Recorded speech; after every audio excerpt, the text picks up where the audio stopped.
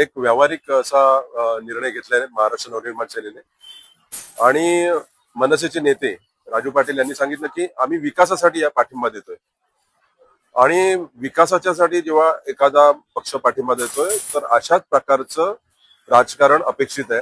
महाराष्ट्र नवनिर्माण सेनेने खऱ्या अर्थाने आज जे काही व्यावहारिक निर्णय घ्यायची सुरुवात केली अशाच प्रकारचे निर्णय घेतले पाहिजे। मला तर वाटतं ना की राजसाहेब ठाकरे यांनी एका इंटरव्ह्यूमध्ये सांगितलं की ही युती जी आहे या निवडणुकीपुरता मर्यादित आहे। तर मला वाटतं याचा प्रत्यय कुठेतरी येतोय आणि जी युती तुम्ही बघितली होती त्याच्यामध्ये उद्धव ठाकरेंनी सरळ सरळ मनसेचा वापर केला असं वाटतंय। कारण जागा वाटपात बघा 227 पैकी 53 जागा ज्या मनसेला आल्या होत्या त्याला किती जागा ह्या निवडून येणाऱ्या होत्या।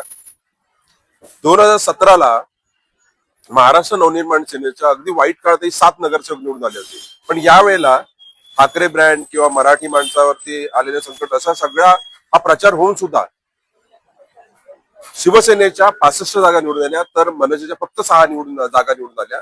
तर अशा वेळेला महाराष्ट्र नवनिर्माण सेने यापुढे तरी उद्धव ठाकरेंचा हा कावा ओळखला पाहिजे की ज्या पद्धतीने ते व्यावहारिक राजकारण करतात तशाच प्रकारचं राजकारण हे महाराष्ट्र नवनिर्माण सेनेने केलं पाहिजे। त्यामुळे मी त्यांचं स्वागत करतो की त्यांनी अशाच प्रकारचं व्यापक आणि विकासाचं राजकारण केलं पाहिजे। काही दिवसापूर्वी संतोष जुरीने पण असंच वक्तव्य केलं होतं की उद्धव ठाकरेंनी मनसेचा वापर करून घेतलेला त्याबद्दल ते संतोष जुरीन बघा निकालाच्या आधीच त्यांनी जे वक्तव्य केलं निकालाच्या आधीच आणि त्यांनी सांगितलं होतं की मोजक्या 7 ते 8 जागा निवडून, कारण जागा वाटपात जेव्हा जमिनीवरचा कार्यकर्ता बघतो आणि त्याला त्याचं निरीक्षण असतं त्यामुळे त्यांचं निरीक्षण त्यांनी नोंदवलं होतं आणि तोच रिझल्ट आला। किती जागा आल्या ते म्हणाले 7-8 6 जागा निवडून आल्या।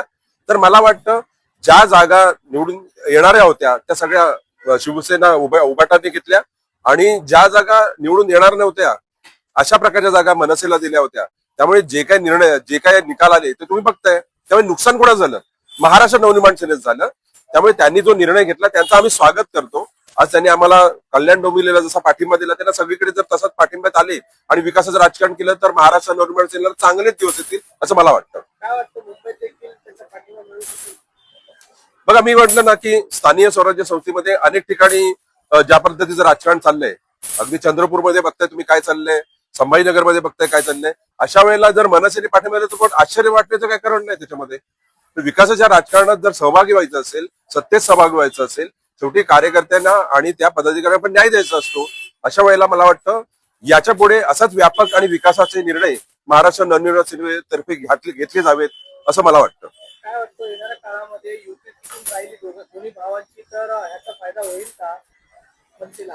तो आता 2 पक्षांनी ठरवायचा आहे, तो 2 पक्षांनी ठरवायचा आहे। कारण ऑलरेडी याचा फायदा या युतीचा फायदा उभाटाला जास्त झालेला आहे आणि मनसेला काय फायदा झाला तो तुम्ही बघताय। जर संख्येच्या आकारात बघितलं तर त्यांच्या 65 जागा आल्या त्यांच्या 6 जागा आल्या। मला वाटतं याच्यापेक्षा वेगळं सांगण्याची काही गरज नाही। त्यामुळे याचा विचार हा महाराष्ट्र नवनिर्माण सेनेने करण्या योग्य आहे की नेमकं आपल्याला पुढचं राजकारण कसं चालवायचं।